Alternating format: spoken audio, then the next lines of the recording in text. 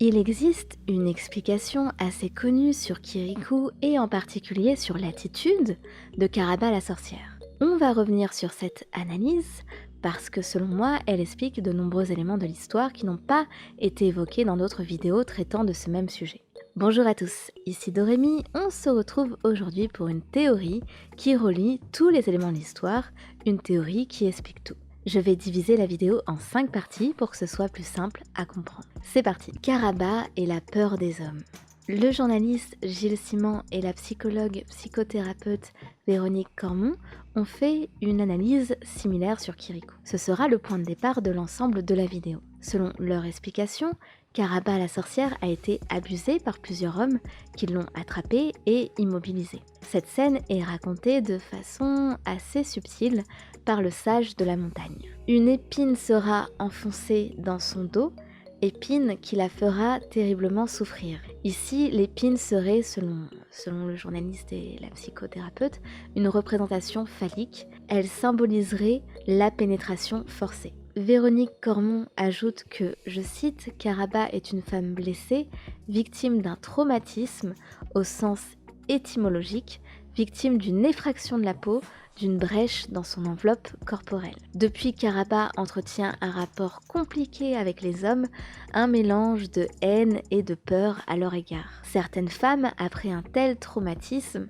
peuvent éprouver le besoin de s'entourer d'hommes-objets qu'elles pourront dominer, et ici les hommes-objets sont symbolisés par les fétiches. L'analyse sera confirmée par le réalisateur lui-même quelque temps après. Michel Oslo déclarera ceci: « Expliquer la méchanceté m'a toujours troublé depuis l'enfance. Kirikou est basé sur une horreur, donc on en vient à l'abus de Karaba, donc l'abus de certaines petites filles. C'est une chose dont il faut parler car cela engendre une chaîne de méchanceté. Il faut casser la chaîne en soignant les gens, en pardonnant. » Ce qui nous amène au deuxième point, à savoir que seul Kirikou pouvait être celui qui retire l'épine dans le dos de Karaba. Il est probable que les hommes qui ont attaqué Karaba proviennent du village de Kirikou. D'où la haine, le mépris, la peur, tout ce que vous voulez, de Karaba envers les villageois. Elle fait désormais tout pour leur mener la vie dure et les maintenir dans la pauvreté. Donc elle a cet esprit de vengeance. Cependant, si on s'intéresse aux 2 films qui sont sortis après le premier Kirikou, vous savez qu'il y en a 3 au total, il y a également Kirikou et les bêtes sauvages et Kirikou et les hommes et les femmes, je pense. Les 2 se déroulent en même temps que le premier. Et dans ces 2 films, on apprend que la mère de Kirikou ne vient pas de ce village. Elle n'est pas née dans ce village. Elle vient d'un village de potiers, un village probablement plus riche et dont les habitants sont plus éduqués que le village où elle est actuellement.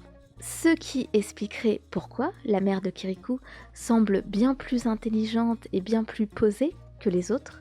Kirikou a sûrement hérité de son intelligence et de sa maturité. Et grâce à cela, Kirikou ne juge pas Karaba comme le font les autres. Il cherche surtout à comprendre pourquoi elle est méchante, il le répète souvent, pourquoi Karaba la sorcière est méchante, et il cherche à trouver une solution. Symboliquement aussi, il est important que ce soit un garçon qui enlève l'épine de Karaba et non une fille, pas pour une question de force ou de courage, parce qu'une fille aurait très bien pu faire le travail, mais parce que cela permet de montrer à Karaba que tous les hommes ne sont pas mauvais.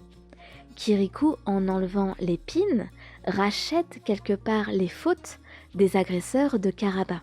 Donc le symbole est beaucoup plus fort si c'est un garçon. On enchaîne avec les fétiches, et plus particulièrement le fétiche qui surveille, vous savez, celui qui est placé en haut sur le toit de la maison de Karaba. Selon Véronique Cormon, le fétiche sur le toit représente la vigilance permanente que les victimes de ces violences peuvent s'imposer vis-à-vis des hommes. Réflexion que l'on peut retrouver dans un article justement qui parle de la faim, article que vous pouvez retrouver dans la description de la vidéo. Mais on peut aussi aller plus loin, et il est probable que le fétiche sur le toit soit le père de Kirikou. On sait que parmi les fétiches, il y a le père de Kirikou, puisque vous savez, à la toute fin, il y a tous ces hommes qui reviennent au village et qui chantent nous sommes les pères, nous sommes les fils, nous sommes les neveux, etc. Si vous observez toujours à la toute fin l'échange de regards entre Kirikou, devenu un homme, et son père, vous verrez que cet échange de regards peut faire penser au chétif qui passe son temps à observer Kirikou. Chétif qui observe Kirikou de la même façon qu'un père qui veille sur son fils. Les hommes transformés en chétifs perdent toute leur volonté, ils deviennent obéissants, soumis, donc le chétif était obligé d'obéir aux instructions de Karaba, mais il le faisait probablement à contre-cœur. Aussi, le père de Kirikou est probablement lui aussi très intelligent, il est donc différent des autres chétifs, il a un statut plus important de par son intelligence. Ceci étant dit, il est important de comprendre ici que ce n'est pas parce que le père de Kirikou a été transformé en chétif qu'il a fait partie des hommes qui ont fait du mal à Karaba. Non, Karaba est traumatisée et elle met désormais tous les hommes dans le même panier. Et c'est là le problème. Comme elle a peur d'eux, elle les transforme tout de suite en hommes chétifs pour qu'ils ne soient pas une menace pour elle. On en vient au 4e point qui est probablement le point le plus délicat de mon explication. 4e point, la jalousie entre femmes. On se focalise beaucoup sur la relation entre Karaba et les autres hommes, sa méfiance et sa haine envers eux, mais elle n'est pas plus tendre envers les femmes. On voit qu'elle demande aux fétiches de prendre tout leur or, donc l'or de ces femmes-là, leurs bijoux, alors que clairement, Karaba n'en a pas besoin. Elle est déjà couverte de bijoux. Il y a également un esprit de vengeance à l'égard des femmes. Pourquoi ? Il se trouve que, malheureusement, lorsqu'une femme est victime de ce genre d'atrocité, que cette femme n'obtient pas toujours le soutien escompté. On va accuser cette femme d'avoir été aguicheuse, de n'avoir pas su poser les limites, de l'avoir cherché, etc.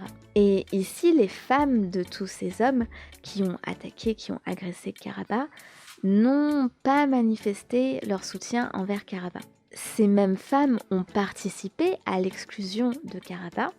Le manque de solidarité entre femmes est également présent.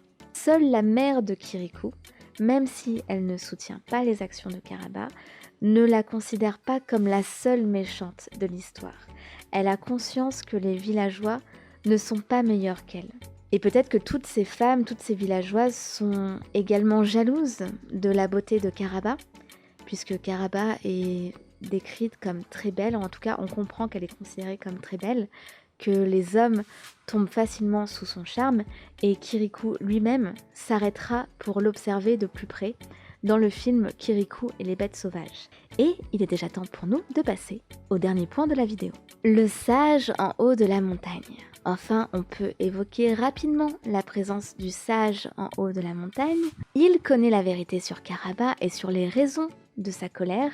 C'est lui qui expliquera toute l'histoire à Kirikou. Karaba aurait pu le transformer en chétif, lui aussi, mais je pense qu'elle ne l'a pas transformé pour 2 raisons. La première par respect, d'abord, car le sage n'a pas participé à ce qui s'est passé, et il condamne même les actes qui ont été faits à son encontre, et aussi par peur également, parce qu'il connaît son secret. Elle est donc vulnérable face à lui. Il dit par exemple à Kirikou que les pouvoirs de Karaba ne sont pas si puissants que cela, mais qu'elle fait planer le doute, car elle tire son pouvoir de la crainte qu'elle inspire aux villageois.